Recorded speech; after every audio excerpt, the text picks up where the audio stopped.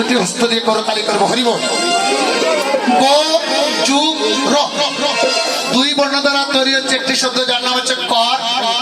কোতে কৃষ্ণ, রতে রাধা। যখনই করতালি করবেন রাধা কৃষ্ণের মিলন হবে। হরিব। তাহলে সবাই মিলে বদল একবার করুন তো। হরে রাধে